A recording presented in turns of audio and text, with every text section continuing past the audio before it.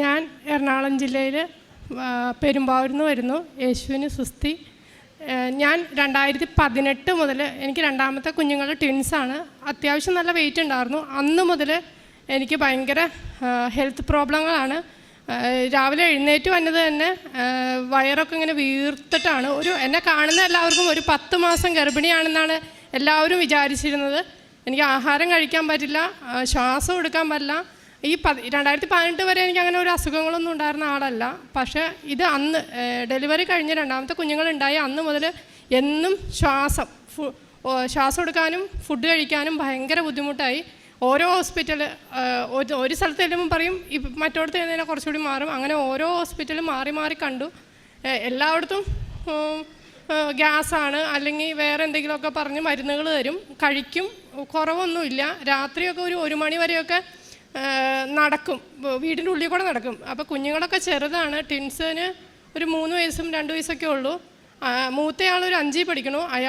ഞാനിങ്ങനെ നൊലോളിക്കണ കാണുമ്പോൾ അയാളും നൊലോളിക്കും, അമ്മയ്ക്ക് എന്താ പറ്റിയെന്ന്, അമ്മ നൊലോളിക്കണ്ടെന്ന് പറഞ്ഞുകൊണ്ട് ഓരോ ദിവസം ചെല്ലുന്തോറും ബുദ്ധിമുട്ട് കൂടി വന്നു. അങ്ങനെ മാത്യു ഫിലിപ്പ് എന്ന് പറഞ്ഞുകൊണ്ട് ലിസിയിലെ ഡോക്ടർ, എറണാകുളത്തെ ഏറ്റവും നമ്പർ 1 ആണ് എന്ന് പറഞ്ഞുകൊണ്ട്, എറണാകുളത്തല്ല കേരളത്തിൽ തന്നെ ഏറ്റവും നമ്പർ 1 ഒരു ഡോക്ടറാണെന്ന് പറഞ്ഞുകൊണ്ട് സാറിനെ വീട്ടിൽ പോയി ആദ്യമായിട്ട് കണ്ടു കഴിഞ്ഞപ്പോൾ സാറ് പറഞ്ഞു ഇത് ഡയസ്റ്റിക് റെക്റ്റേ എന്ന് പറഞ്ഞൊരു അസുഖമാണ്.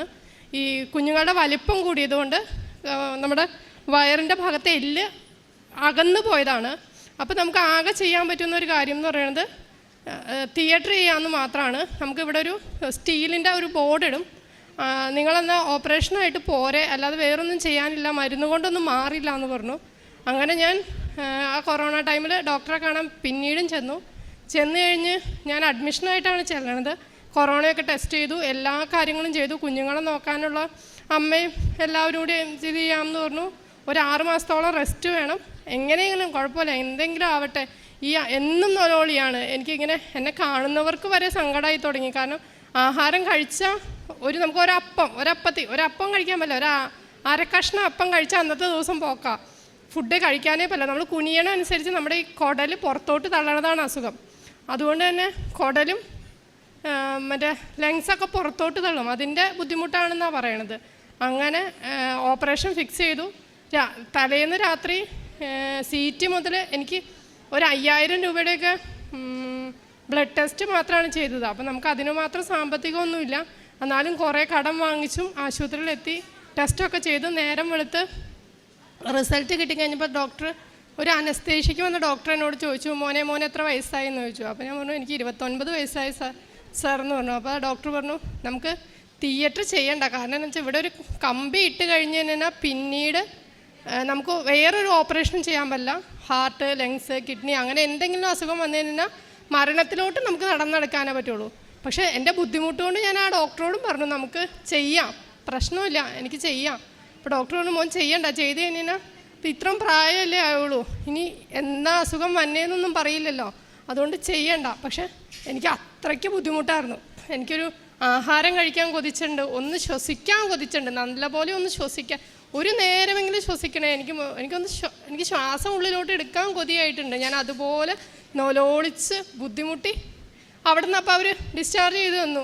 അന്ന് ആശുപത്രിയിൽ തന്നെ ഒരു 10-25,000 രൂപ അടയ്ക്കേണ്ടി വന്നു. എന്നാലും ഓപ്പറേഷനൊന്നും ഇല്ലാതെ തിരിച്ചു പോന്നു. ഫിസിയോതെറാപ്പി ചെയ്ത് നോക്കുന്നു പറഞ്ഞുകൊണ്ട്.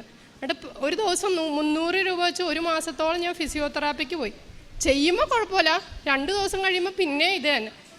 എന്നെ കാണുന്നവരും എൻ്റെ കുഞ്ഞുങ്ങൾ കുഞ്ഞാണെങ്കിൽ അവർ നൊലോളിക്കുക, അമ്മയ്ക്ക് എന്തെങ്കിലും പറ്റുമോ, അമ്മ മരിച്ചു പോവോ എന്നൊക്കെ ഓർത്തുകൊണ്ട്. അങ്ങനെ ഞാൻ എൻ്റെ അമ്മയ്ക്ക് ഇങ്ങനെ മാനസികമായിട്ട് കുറച്ച് ബുദ്ധിമുട്ടൊക്കെ വന്ന് അമ്മ ആരോ പറഞ്ഞ് ഇവിടെ എത്തി. അങ്ങനെ അമ്മ എന്നോട് പറഞ്ഞു നമുക്കൊന്ന് പോയി നോക്കാം മോനെ, അവിടെ വരെ ഒന്ന് പോയി നോക്കാം എന്ന് പറഞ്ഞ് ഞാൻ അമ്മയുടെ കൂടെ ആദ്യമായിട്ട് ഈ തിരുസന്നിധിയിലെത്തുമ്പോൾ അന്ന് എന്നെ മാതാവ് അനുഗ്രഹിച്ചതാണ്. അന്ന് ഞാനിവിടെ എത്തി, ഞാനിവിടെ പ്രാർത്ഥിച്ചു. അപ്പോഴും ഇങ്ങനെ വയറ് വീർത്തിരിക്കുക. പലരും എന്നോട് ചോദിക്കുന്നുണ്ട് എത്ര മാസമായി. വണ്ടി കയറിയപ്പോഴൊക്കെ ആൾക്കാരൊക്കെ എഴുന്നേറ്റ് വന്നു, കാരണം ഞാൻ 10 മാസം ഗർഭിണിയല്ലേ എന്നോർത്ത്.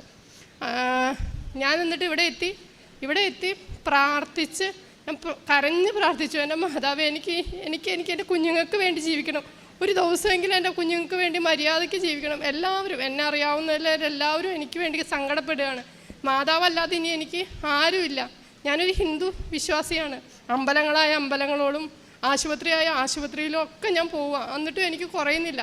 നീ അല്ലാതെ ഇനി ആരും എനിക്ക് തുണയില്ല മാതാവേ എന്ന് ഞാൻ കരഞ്ഞ് പ്രാർത്ഥിച്ചാണ് ഇവിടുന്ന് ഓരോ സ്റ്റെപ്പും വെച്ചത്. ഞാൻ ഉടമ്പടി എടുക്കുമ്പോഴും ഞാൻ പ്രാർത്ഥിച്ചു, ദൈവമേ എനിക്ക് ഇതോടെ മാറ്റി തന്നെ, ഇനി എനിക്ക് കഷ്ടപ്പാടിലോട്ട് പോകരുത്. എനിക്കറിയില്ലേ എങ്ങനെ എൻ്റെ കുഞ്ഞുങ്ങളെ നോക്കാനായിട്ട്. 3 പെൺകുട്ടികളാണ് എനിക്കുള്ളത്. അവരെ നോക്കണം, എനിക്ക് അവരെ വളർത്തണമെങ്കിൽ ഞാൻ ആരൊക്കെ ഉണ്ടെങ്കിലും അവനവൻ്റെ അമ്മ എന്ന് പറയുന്നത് അതൊരു വലിയ ഇതല്ലേ. അപ്പം അമ്മയില്ലാതെ ആയി പോകരുത് എൻ്റെ മാതാവേ, എനിക്ക് മുന്നോട്ട് പോകാൻ കഴിയണേ എന്നോർത്ത് ഞാനിവിടെ വന്ന് പ്രാർത്ഥിച്ചു. ഇനി എനിക്ക് ആരും ഒരു തുണയില്ല, എവിടെയെങ്കിലും ചെന്ന് പറയാൻ എനിക്ക് ആരും ഇല്ല, ഇവിടെ അല്ലാതെ ഞാൻ ഇനി ആരുടെ അടുത്തും പറയാനും ഇല്ല. അങ്ങനെ ഞാനിവിടെ വന്ന് പ്രാർത്ഥിച്ചു. ഇവിടുന്ന് ബസ്സിൽ കയറിയൊക്കെ പോകുമ്പോൾ ഇത് തന്നെയാണ് ബുദ്ധിമുട്ട്.